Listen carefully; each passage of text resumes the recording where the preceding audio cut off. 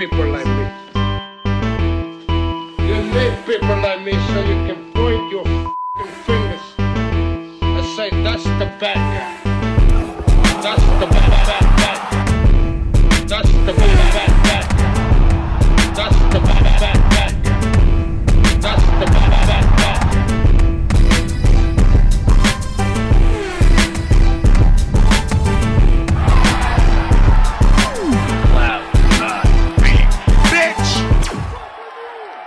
Welcome to the mother relay. We're covering today's top boxing news. Okay, we'll start with this. Chantelle Cameron on the heels of the biggest win of her career, the upset win over Katie Taylor in Katie Taylor's neck of the woods. Chantelle says she will want a few things in her favor if the Taylor rematch happens, which is tabbed to go down. They're talking about doing it in autumn, in the fall. Chantelle Cameron has no issue with fighting Taylor for a second time in Dublin if the necessary changes are made. I'll happily take the rematch and I will go back to Dublin, but this time around, there's got to be a few changes. What champion signs a fight of that magnitude and just accepts everything and doesn't question anything? I didn't ask for any changes or nothing. I just agreed to everything and I wasn't treated like a champion that week. I was just treated like I was there to turn up and be part of the occasion, but I knew, me and my team knew, that I was there to win and there to ruin the homecoming. For many years now, I identified Chantelle Cameron as a credible and apparent threat to Katie Taylor. I had held out hope that Katie Taylor might find the victory this past weekend. Though I knew it wouldn't be easy,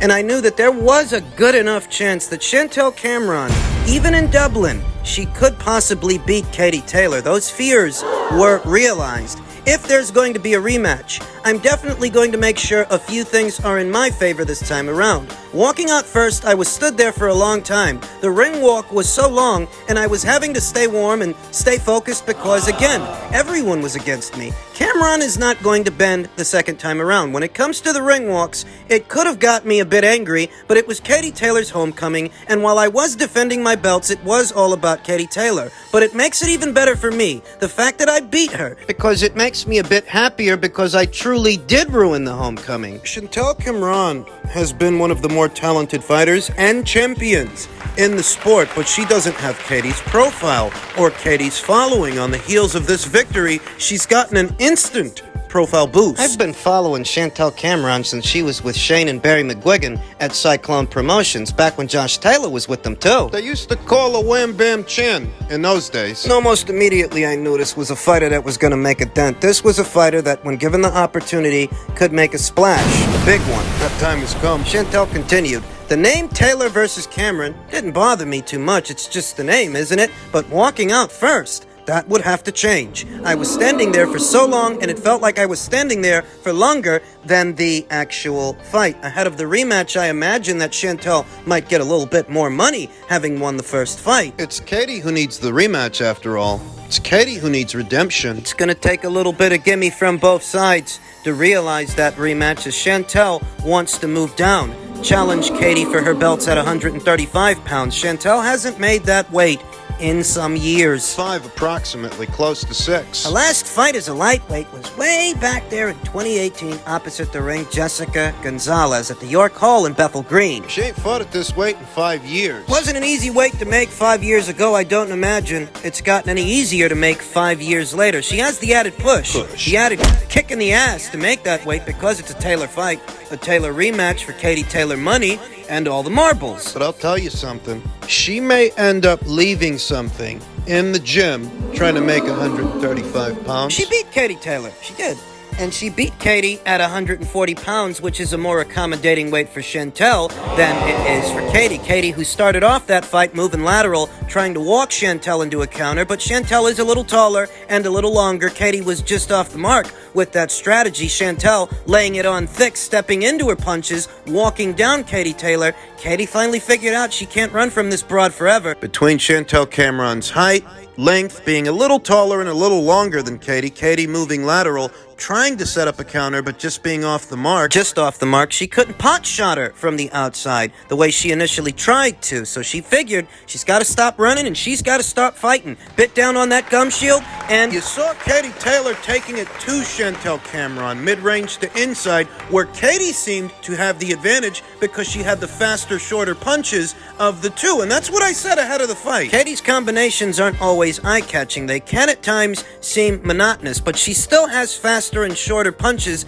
than Chantelle, so she can beat her to the punch, and we saw that in the latter half of the fight. She's got to tweak her strategy and build it around that mid-range to inside. She's faster than Chantelle. She was getting the better end of the exchanges within close quarters. Chantelle started to tire, I'd say, around round 9, round 10. And you figure that because she's supposed to be boiling down to 135 for the rematch, a weight she hasn't made in 5 years, she may end up leaving something in the gym. Katie Taylor might have to push the pace and hit the gas on Chantelle to wear her out, which could be difficult while she's fresh. Still strong. Still has gas in the tank, mustard on those punches. But it was in the pocket that Katie Taylor found success making that adjustment. It was in close quarters that Katie Taylor got into the fight. Got to get off to a better start in the rematch. It was Chantelle that got off to a strong start beginning of the fight. Katie can't afford to sacrifice those rounds the second time out. There is a chance, there is a possibility that Katie Taylor can beat back Chantelle Cameron at 135 pounds, which is a better weight for her. We'll see what happens. Men's lightweight news on the heels of this weekend's controversial fight, controversial outcome. Vasyl Loma thinks Haney had his last fight at 135. Doesn't expect to get a rematch. Yeah, I don't really expect him to get one either. Though I have been having a lot of fun ruffling feathers and reminding people that moving forward, Devin Haney won't get any credit for this quote-unquote victory. None. I think it was the last fight for Haney at 135, Lomachenko said during his post-fight press conference. I think so. If it was, and he doesn't run it back with Vasyl Lomachenko, it's hardly the end of the world. It's hardly the end of the world that he had to rob Vasyl Lomachenko, who's older and smaller. He never once hurt that guy in that fight. Never once hurt Vasyl Lomachenko, but you can visibly see Vasyl Lomachenko landing clean shots, snapping his head back against the bigger, younger man. Pushing him back. Devin is weak. This is what passes for a dominant Devin Haney victory. A gift decision that most of the boxing world agrees was a robbery. And a small minority, a very vocal minority that thinks they can trick the rest of the world into thinking that this was a close fight, that Devin just barely eked it out. Pathetic. They'll be in the comments under this video, you'll see. With their scorecards. And their passive-aggressive quips, because I relish every opportunity I get to call that fight what it was, what most people are calling it. Robbery. A flat-out robbery. Klimas admitted that a protest probably won't lead to a change of the official result. He also is resigned to Lomachenko not getting another opportunity to challenge Haney for his 4 titles. Look, first of all, Klimas said, they're not going to give us a rematch. Of course not. They want to make off like bandits. No less than I expect. I get a real kick out of watching these guys' mental gymnastics, scrambling to... They want to argue. The guys that are so convinced that Devin won that fight clearly and concisely. I mean, I've said it every day since Saturday. There's nothing anybody can tell me that'll change my mind, but that hasn't stopped them from trying. I guess that's what separates us. I'm not trying to change their minds because I know they're in the minority. Thus, I have no need to convince them to come around to my way of thinking. Most people already feel how I feel about the situation. It's a robbery. Wasn't the first and it won't be the last. That is how it will forever be remembered every day moving forward, no matter what. What the hell are you showing me your scorecard for? Regardless, Lomachenko will have various options for his next bout because Top Rank promotes plenty of lightweight contenders. Klimas didn't have the desire to consider potential opponents for Lomachenko's next fight in the immediate aftermath of such a devastating defeat. I don't know, Klimas said. Right now you're asking a question like what you're gonna do, but we have to see. We have to talk to our promoter. We have to see what is available, and we will see. They want us to give Devin Haney praise. That's what they want. They want us to give him credit. The way these guys immediately rush to his defense whenever they see somebody calling that fight a robbery, no matter how many times it happens. It's a fucking robbery. What do you want me to call it? It's not the first and won't be the last. Forever remembered as a robbery, a gift decision that Devin didn't deserve, but he got it anyway. It's hardly the first time we've seen that happen in this sport. I secretly wish guys like me and you would agree with them to validate their feelings and validate their little opinions on their little scorecards, have a full-on debate, a full-on discussion about which guy won which rounds. Who's got the energy? I did my recap on Saturday, guys. Yeah. It's a fucking robbery. Yeah. I think you guys are just waiting for me to call it something else. I'm not. It bothers you that moving forward, Devin the Gift Haney will forever be known as the man who had to rob a smaller, older fighter in Vasyl Lomachenko, that he's not going to get the plaudits you want him to get. He's not going to be esteemed and revered the way you'd like him to be. I can tell you that the rematch would likely do better business than the first fight did because of the controversy. Controversy has a way of drumming up business. So don't confuse me mulling over those details as desiring a rematch, wanting to see a second fight. I don't think Devin Haney's going to give him a rematch. Did Shakur Stevenson say he should run it back with him? He did. You wonder, why should he have to do that if the victory is as dominant and decisive as Devin's fans say it is? Then why is Shakur suggesting that there should be a second fight? Why are most people calling it a robbery? Yeah, when Canelo Alvarez fought Gennady Golovkin for the first time, they called that a robbery. Many felt that Gennady Golovkin had did more than enough to win that fight. And it wasn't up until after the second fight, the display that Canelo had put on in the rematch, that people were able to simmer down. He earned their respect with that second fight. And what he did afterwards, taking on Daniel Jacobs, a guy who gave Gennady Golovkin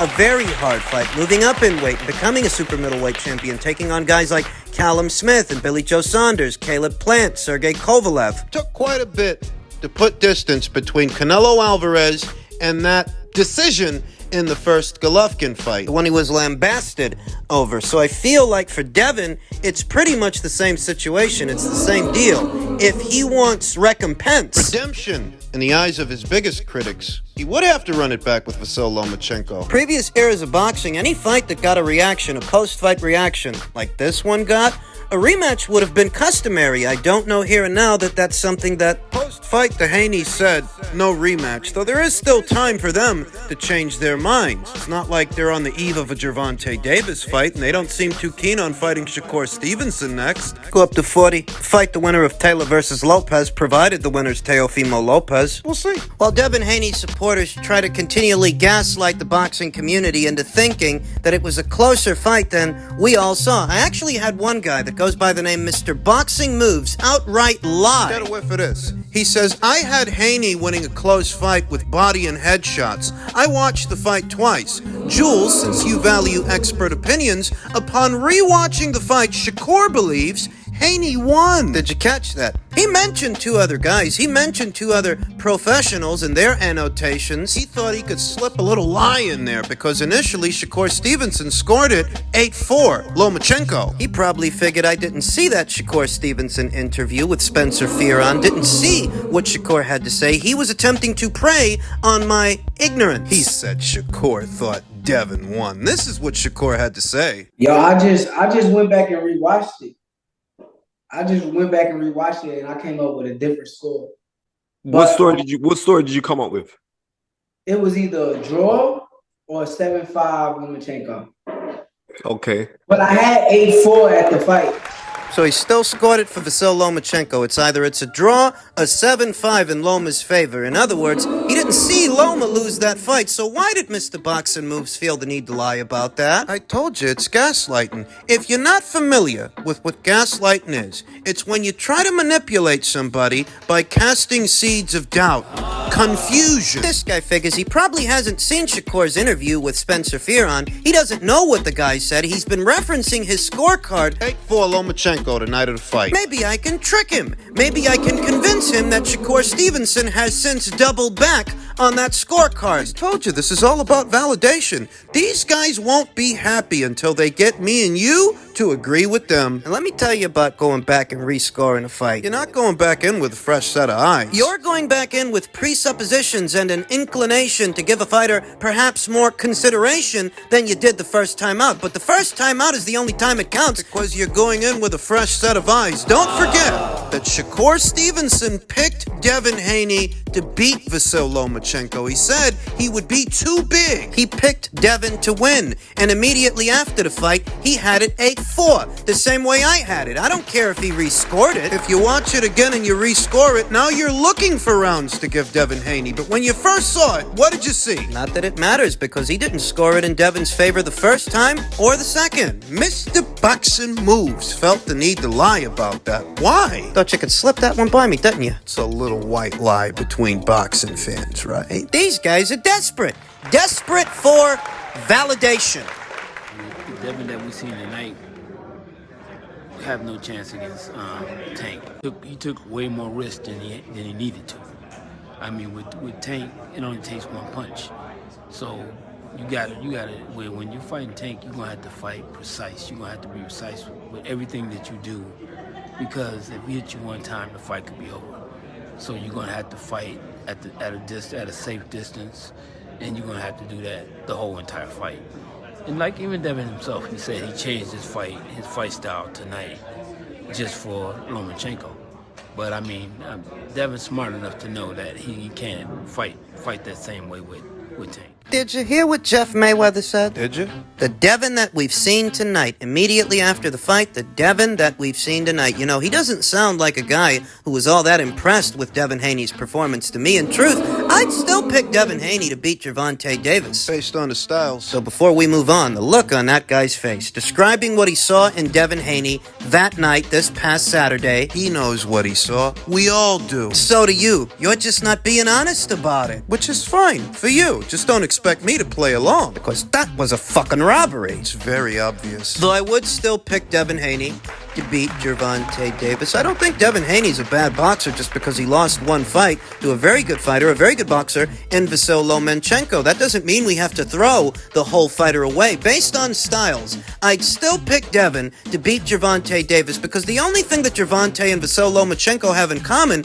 is that they're both southpaws. They're different in almost every other area you can think of in terms of movement, footwork, cutting angles, variety of punches, the fighter's work rate. Vasyl Lomachenko throws punches in bunches. Devin Haney's fans might be in denial about that. They might be in denial still, but that's what you saw on Saturday. A combination puncher that's gonna cut angles and crowd you. Pepper you with punches. Changing the cadence on those punches as to disguise the hard shots, the hard punches. You won't know when they're coming in between the pity-pat shots. Gervonta doesn't fight like that. He doesn't give you that much to have to work around. What he does is he waits for an opportunity to land a single shot, a single punch. I don't even think Devin would fight Gervonta Davis the same way he fought Vasyl Lomachenko. Because he wouldn't have to. And Vasyl Lomachenko, you're in danger of being outworked. So this is the kind of guy to ways you gotta fight him off. With Gervonta, you gotta box. Just box. Rolly Romero had a lot of success for about 6 rounds